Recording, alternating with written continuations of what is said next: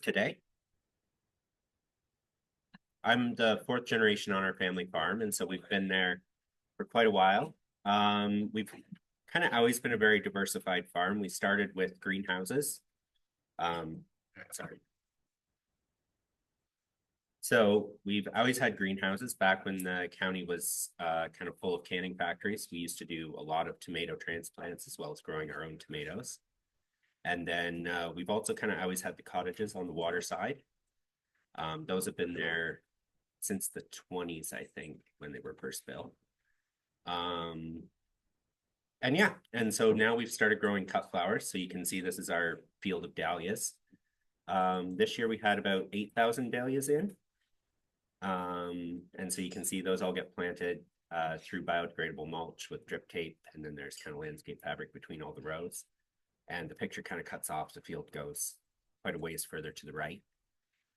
So we grow flowers. I sell at farmers markets here at Picton, Kingston, and then our roadside stand. And then I also supply a number of florists in the area, as well as going to the local flower collective, which is in Toronto.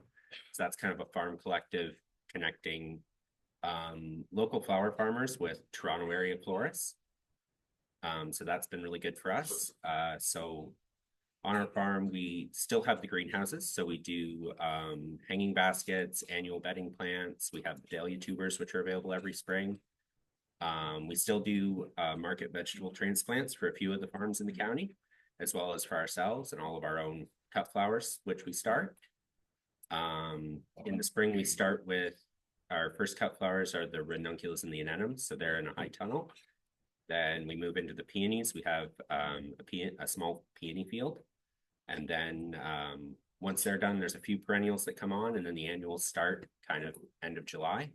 And then we go right through, this is a picture in the fall. So that's kind of peak dahlia season. So that's when we're at our max for cut flowers.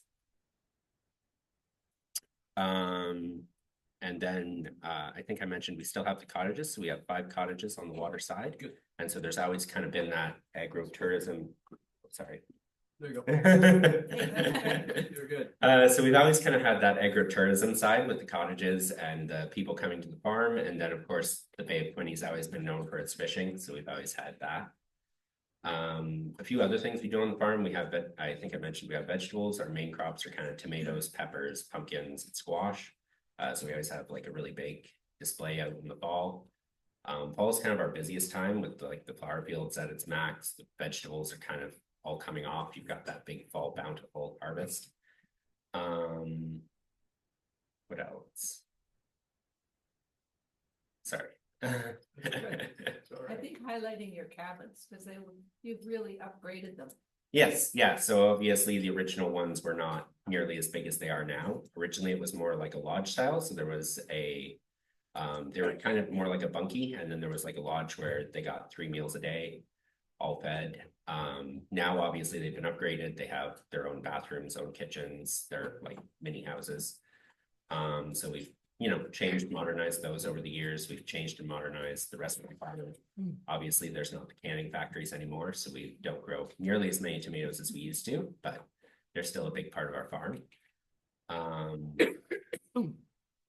Yeah, I think that's about it for me. You're in Northport.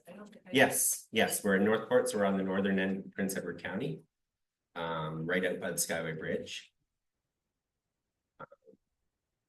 Yeah. Okay, well, Awesome. Great.